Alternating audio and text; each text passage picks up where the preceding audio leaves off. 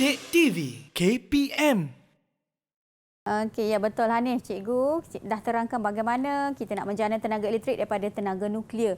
Tapi kita tahu tadi tenaga nuklear adalah bahaya. Jadi kita carilah tenaga alternatif untuk menjana tenaga elektrik. Jadi di sini cikgu nak kalau boleh Hanif dan murid-murid di luar sana dapat menerangkan tentang tenaga elektrik untuk menjana tenaga alternatif untuk menjana tenaga elektrik lah. Okay, jadi di sini cikgu ada sediakan paparan.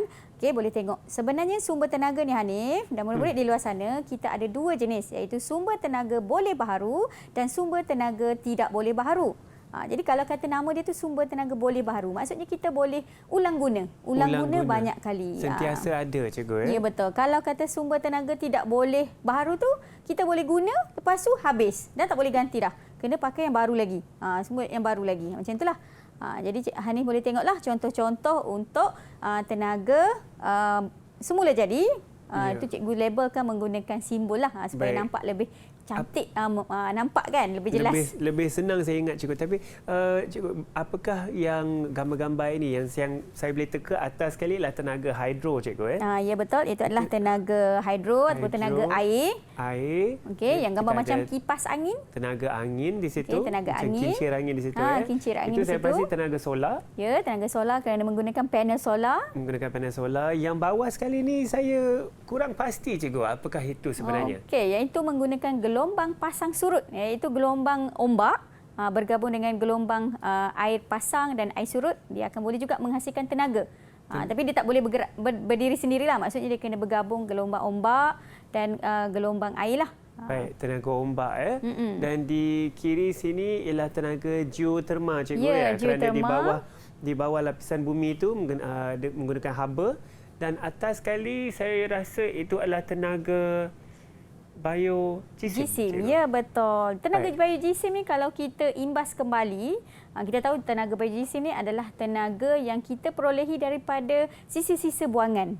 Maksudnya sama ada sisa buangan tu daripada haiwan, perindustrian macam tu, dia dinamakan tenaga biojisim. So boleh guna semulalah. Okey? Baik cikgu. Alright. Jadi kat sini kita nak tengoklah tenaga alternatif yang dekat Malaysia ni. Biasanya kalau dekat Malaysia kita tak pakai tenaga nuklear. Okey, di Malaysia kita akan menggunakan tenaga hidro tadi seperti yang diberitahu oleh Hanif. Okey, tenaga elektrik di Malaysia ni kita guna sumber aram batu, gas asli, air. Ni adalah contoh empangan hidro lah di Bakun Sarawak sana, iaitu dia merupakan empangan yang kedua terbesar di Asia yang digunakan untuk menjana tenaga elektrik.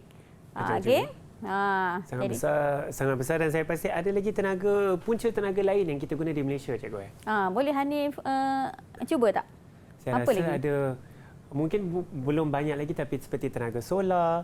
Adalah sikit saya tengok di rumah-rumah yang menggunakan itu. Ya betul. Sebab kita nak menjimatkan tenaga, jadi kalau kita pakai tenaga elektrik yang berbayar, mungkin kita rasa dia mungkin akan menggunakan kos yang tinggi. Jadi untuk mengurangkan kos, penduduk Malaysia juga boleh menggunakan tenaga solar lah untuk tenaga alternatif menjana tenaga elektrik.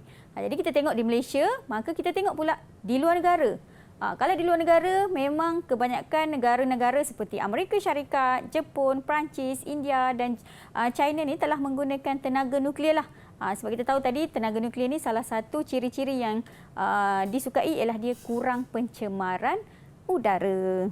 Baik cikgu, boleh kita dapatkan rumusan daripada cikgu untuk apa yang telah kita belajar hari ini? Okey, baik Hanif. Jadi cikgu di sini ingin membuat satu kesimpulan di mana hari ini kita telah mempelajari 4 perkara.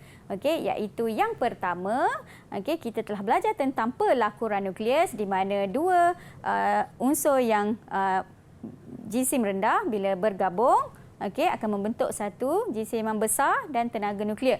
Kemudian kita juga telah belajar tentang pembelahan nukleus di mana satu neutron telah membedil satu unsur yang besar dan akan menghasilkan dua unsur baru yang lebih kecil dan juga 3 neutron yang baru beserta tenaga. Kemudian yang ketiga, kita juga telah belajar tentang reaktor nuklear.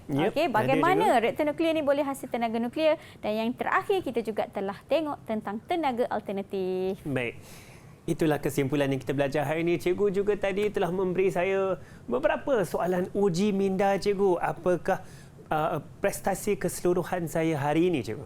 Okey, jadi berdasarkan apa yang kita uji tadi, nampaknya Hanif sebenarnya telah menjawab banyak soalan dengan tepat.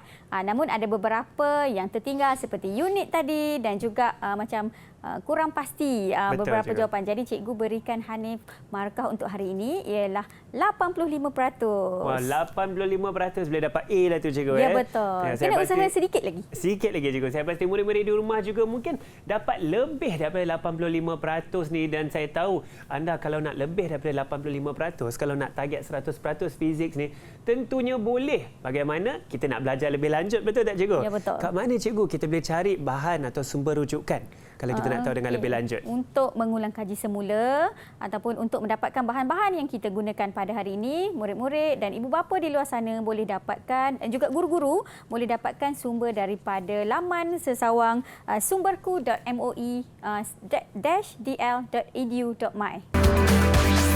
Didik TV KPM